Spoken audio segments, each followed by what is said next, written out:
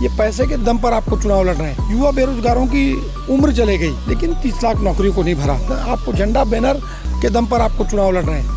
ये शराब बिछिया बांटकर चुनाव लड़ रहे हैं। भारतीय जनता पार्टी तो जनता के बीच में गई नहीं, हिटलर शाही सरकार चल रही है। छत्तीसगढ़ में तीसरे चरण का मतदान शुरू हो चुका है और इस वक्त हमारे साथ मौजूद हैं रायपुर लोकसभा सीट से कांग्रेस के प्रत्याशी विकास उपाध्याय जी।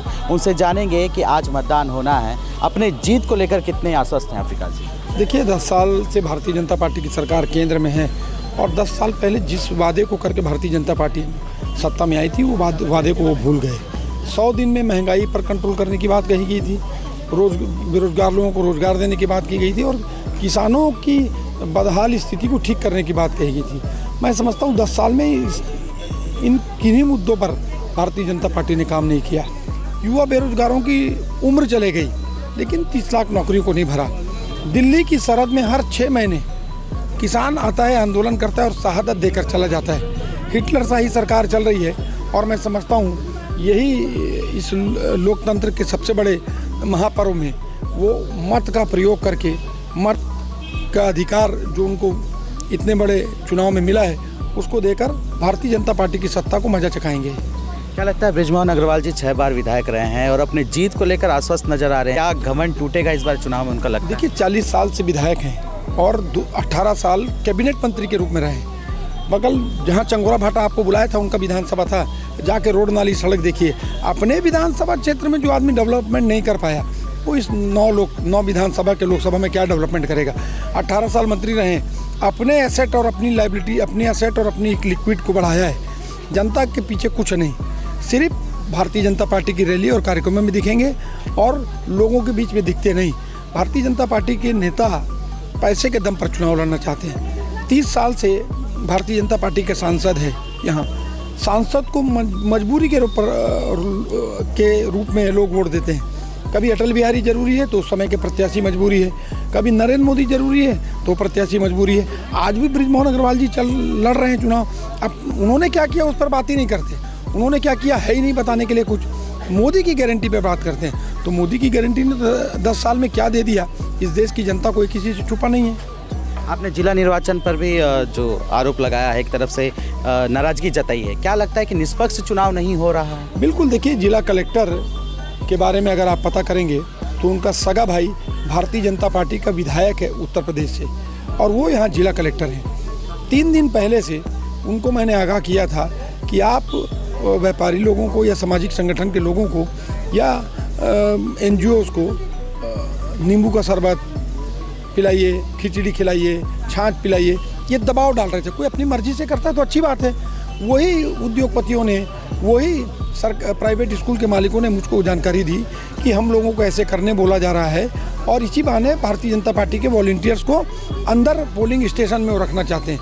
भारतीय जनता पार्टी के पूरे पोलिंग स्टेशन अंदर नींबू शरबत बांट रहे हैं और भारतीय जनता पार्टी की पर्ची बांटते हुए घूम रहे हैं, उनकी प्रचार सामग्री को लेकर घूम रहे हैं। क्या ये आचार संहिता का उल्लंघन नहीं है? मैंने जब 3 दिन पहले निर्वाचन अधिकारी जो रायपुर के कलेक्टर हैं गौरव सिंह, उनको कहा था, फिर भी मेरी बात को नहीं माने वो। मैंने बोला विवाद होगा। जब भारतीय जनता पार्टी का कार्यकर्ता अंदर घुस के कैंपेनिंग करेगा, खुद मतदाता ने मुझको फ़ोन करके कहा, भैया ये लोग तो अंदर घुस के कैंपेन, एक सामान्य मतदाता ने, कि ये लोग कैंपेनिंग बीजेपी वाले कर रहे हैं। मैंने उसका विरोध किया। मैंने उनको बोला आप इनको हटाइए, नहीं हटाए तो मैं धरने पर बैठा। भाई, प्रजातंत्र में हमको बोलने का अधिकार है। आप उनकी सरकार राज्य में है, केंद्र में उनकी सरकार है, तो इसका मतलब ये नहीं चुनाव निष्पक्ष होना चाहिए। भारतीय जनता पार्टी को भय है और डर। भारतीय जनता पार्टी तो जनता के बीच में गई नहीं। ये पैसे के आपको झंडा बैनर के दम पर आपको चुनाव लड़ रहे हैं। ये शराब बिछिया बांटकर चुनाव लड़ रहे हैं। इनकी ताकत और बखत नहीं कि ये जनता के बीच में जाए। विकास जी, क्या लगता है, छत्तीसगढ़ की बात की जाए तो लगातार जो कांग्रेस के नेता है वो पार्टी छोड़ रहे हैं, राधिका खेड़ा ने भी पार्टी छोड़ दिया, तो क्या इससे फर्क नहीं पड़ेगा पार्टी को और चुनाव में खासकर? देखिए, ये तो अभी चुनौती के समय है। इसमें तो पार्टी के झंडे को लेकर ताकत से खड़ा रहना है। जो लोग पार्टी छोड़कर जा रहे हैं वो साहसी नहीं है, उनमें साहस नहीं है, हिम्मत नहीं है। वो किन दबावों के कारण क्या प्रेशर डेवलप किया जा रहा है जिसकी वजह से इस प्रकार की स्थितियाँ हो रही है, ये तो सबको मालूम है। महाराष्ट्र में अशोक चौहान जी की बात कर लें, कर्नाटक में नेताओं की बात करें, चाहे मध्य प्रदेश में बात करें, छत्तीसगढ़ में बात करें, जो नेता जा रहे हैं उसके पीछे की हिस्ट्री और इतिहास को देखने की आवश्यकता है। सिर्फ दबाव ED, ID, income tax, CBI के माध्यम से, नहीं तो लोकल जिला प्रशासन की पुलिस के माध्यम से उनको रोकना चाहते हैं और उनके ऊपर अलग अलग फर्जी मुकदमे दर्ज करना चाहते हैं, दबाव डाल रहे हैं। लेकिन मैं समझता हूँ जो कांग्रेस पार्टी से छोड़कर कांग्रेस पार्टी को जा रहे हैं वो कांग्रेस पार्टी के प्रति ईमानदार और वफादार नहीं रहे। भारतीय जनता पार्टी में जाकर वो क्या कर लेंगे वो तो भगवान मालिक है। और मैं आपको पहले भी बता दिया, उनमें साहस नहीं है। एक आखिरी सवाल है, क्या लगता है किन मुद्दों को लेकर यहाँ खासकर रायपुर की बात की जाए तो किन मुद्दों को लेकर यहाँ की जनता कांग्रेस को वोट देगी, क्या लगता है आपको? देखिए, यहाँ के भारतीय जनता पार्टी के सांसद यहाँ चुनाव जीतते हैं, जनता उनको वोट देती है। मैंने आपको कहा मजबूरी के नाम से, कभी रमेश बैस, कभी अटल बिहारी जरूरी है, कभी नरेंद्र मोदी जरूरी है। कोई प्रत्याशी की अपनी खुद की कोई पहचान नहीं। और एक दशक से यहाँ पर सांसद भारतीय जनता पार्टी के हैं। सांसद के रूप में विद्याचंद्र शुक्ला जी को लोग जानते थे, जो केंद्र में मंत्री थे। हिंदुस्तान के हर कोने को रायपुर के रेलवे स्टेशन से छत्तीसगढ़ के रेलवे स्टेशन से जोड़ दिया। हर प्रदेश की ट्रेन यहाँ आती है, रुकती है, यहाँ से सवारी लेकर जाती है। ये भारतीय जनता पार्टी की सरकार ने उन ट्रेनों को बंद कर दिया। यहाँ लोकल लोग एक शहर से दूसरे शहर नौकरी करने के लिए जाते हैं, हज़ारों की संख्या में। उन लोगों के लिए लोकल ट्रेन थी, सुपरफास्ट ट्रेन, छोटे छोटे स्टेशन में 5 मिनट 2 मिनट रुकने का समय था, उसको उन लोगों ने कैंसिल कर दिया। कोई 10 साल में कोई भारतीय जनता पार्टी ने एक बड़ा नया अस्पताल नहीं बनाया। पहले रायपुर राजधानी 7-8 लाख पॉपुलेशन का शहर था, अभी अनडिफाइंड पॉपुलेशन 25 लाख है। सरकार का मेकाहारा अस्पताल है, एम्स अस्पताल है, ये कांग्रेस पार्टी की देन है। कोई यूनिवर्सिटी, कोई शासकीय भवन, कोई शासकीय स्कूल की एक बिल्डिंग नहीं बनाई। कोई ऐसी योजना नहीं है जो इस शहर की जो आम आदमी को फ़ायदा मिले। रायपुर को स्मार्ट सिटी में लिया था। स्मार्ट सिटी सेंट्रल गवर्नमेंट से होता है। राज्य सरकार कांग्रेस की थी, इसलिए पक्षपात करके सेंट्रल गवर्नमेंट का पैसा रोक दिया। भारतीय जनता पार्टी जानबूझकर यहाँ पर हमेशा हर चीज़ को रोकने का, विकास कार्यों को रोकने का काम किया। यहाँ पानी की समस्या है, गंगरेल डैम है, वो गंगरेल डैम से आज भी रायपुर शहर के अंदर या रायपुर के लोकसभा में लोगों को पानी की व्यवस्था मिलती है।